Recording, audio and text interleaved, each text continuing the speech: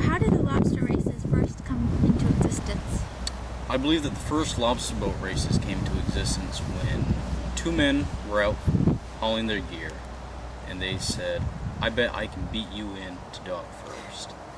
And unfortunately, that started a trend, and it's gone from rowing boats to sailboats and now into power boats. And once we got into the combustible engines, everything went downhill from there. We had the lobster boat races here in Searsport because we're right in the middle of the coast. Everybody from up and down the coast of Maine should be able to navigate here. People who want to view can come and drive down, spend the day here, and then go anywhere else in the state. It's a good day trip location. So how many years have they been going on here in Searsport? They've been going on in Searsport for, I believe, around 14 to 15 years. Myself and my father have been included in the races since 2001. So how would a lobster boat enter the race if someone wanted to enter there? If somebody wanted to participate, first they would need a lobster boat. And second of all, they would have to come to one of the venues. And registration is very easy. They just go up the gangplank and pay their $20, sign some paperwork, get a couple handouts for joining. They get their name in the hat drawing, and then they get on board their boat, wait for their class, go up, see the flag drop, and go as fast as they can. So what are the requirements to be able to enter? Like I said, the requirements to enter is an actual lobster boat. It has to have all the windows in, and it needs a commercial grade fishing gear. We can't just have two pipe hands up there that turn. We actually need to be able to haul a trap or two. Things have to be on board. They don't have to be mounted. Like a davit can be taken down and stowed. People can take their engine boxes off if they feel that will give them the advantage. But typically it has to look like a lobster boat. Okay.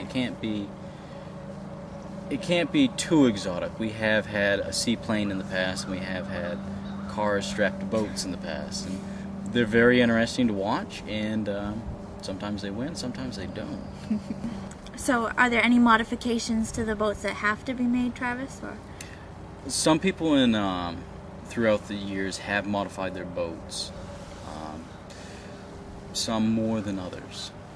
We have current boat right now which doesn't have much of a keel, and he is our top contender. He's going to try and break 70 miles an hour this year. We have another boat with some in-water modifications to the hull. We have very light boats, we have very heavy boats. Whatever people think will give them the advantage. We've had boats that squirt air into their propeller to make them go faster. Are there different divisions for different size boats? Yes. We break them up into first two different classes. We have a gasoline class and we have a diesel class. From there we take the length of the boat and the amount of horsepower that the engine has, and we try to make it fair for everybody. We don't necessarily want a 26-foot boat with 1,000 horsepower racing against a 45-foot boat with 200 horsepower. Sure. We're pretty sure who's going to win on that. So we try to make everything fair.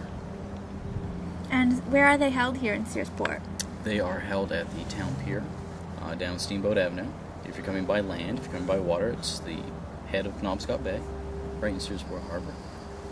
We run a east-west course. So if you're all George, they've probably been doing about 38.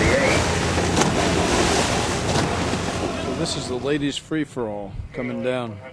How many participants are normally involved? Normally, it varies from harbor to harbor. We've had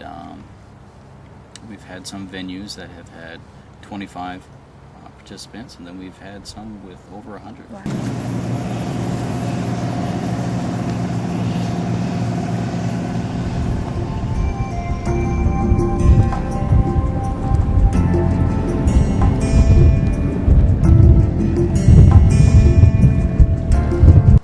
You said that they are around the state in different areas. Do the same boats generally go to each race? In the past, when fuel prices were much lower than they are now, there was a large contingency of traveling boats, and we would get boats from Portland region, from the Jonesport region, places beyond. Currently, we have boats that travel from New Hampshire that come up and try and do as many to the circuit that we can. The traveling boats have dwindled over the past couple of years, which it's a dual-edged sword, because some venues lose those participants, but then the local guys say, "Hey, they're not here this year. I got a chance." So it's a good aspect to an unfortunate situation. Here we go on the start of race 10, and that's Gloria and the Windlass.